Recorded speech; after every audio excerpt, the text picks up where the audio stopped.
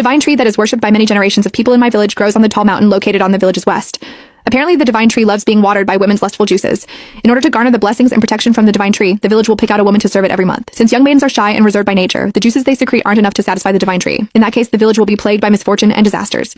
Because of that, there are rumors saying that the divine tree prefers married women instead. All the married women in the village refuse to serve the divine tree. I, on the other hand, yearn to get picked out by the village every day. After all, I'm born to feel pleasure at its height. Unfortunately, my weak husband can never satisfy my urges. I was planting seeds in the fields when the village secretary, Isaac Holton, ran over to me. His face was crinkled in joy as he exclaimed, "It's finally your turn, Haley." I tossed the seeds aside and excitedly rubbed my hands. "Really? Thank you so much, Mr. Holton."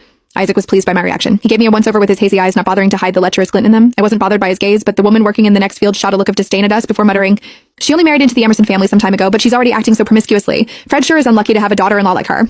I rolled my eyes and retorted, "You're a shriveled-up old hag now, so it makes sense that you don't understand what a privilege it is to serve the divine tree. I'll definitely satisfy it. You agree with me, don't you, Mr. Holton?" Isaac nodded vigorously. Using the saplings around us as cover, he ran his greasy hand along my thigh. The woman's face turned a ruddy red when she realized that she couldn't win the argument against me. She lowered her head and continued working. I scoffed. Joy bubbled in my heart when I thought of all the rumors about the divine tree. Our village was located in the western region of a massive mountain. A forest stood behind the village. The trees were so tall that they disappeared into the clouds. A divine tree in the forest had protected our village for thousands of years. The villagers would send a woman into the forest every month as an offering to the tree. The divine tree had to be watered by a woman's private fluids. If the woman didn't produce enough fluids and didn't satisfy the tree, a disaster would befall the village. It would also cause the wheat fields to shrivel up, so we would have nothing during the harvest season. According to the rumors, the tree's branches were thick and strong. There were also powerful vines wrapped around the branches that would send a woman over the edge of pleasure. On top of that, if the woman was able to absorb the fluids that the vines excreted, they would become radiant. From my perspective, I was going to have a wonderful time tomorrow. However, the older women in the village avoided being selected as an offering for the divine tree at all costs. The divine tree didn't like shy young women. On the contrary, it preferred married, experienced women. Most of the married women in the village were already middle-aged. The last one who was sent to the divine tree returned with disheveled clothes. Her bottom half was also a mess. At that sight, a fearful expression crossed the face of the village chief, David Kingsley. He claimed that the woman hadn't satisfied the divine tree, so disaster was about to befall the village. To appease the divine tree's wrath, the men of the village decided to deliver me to it after they discussed their options.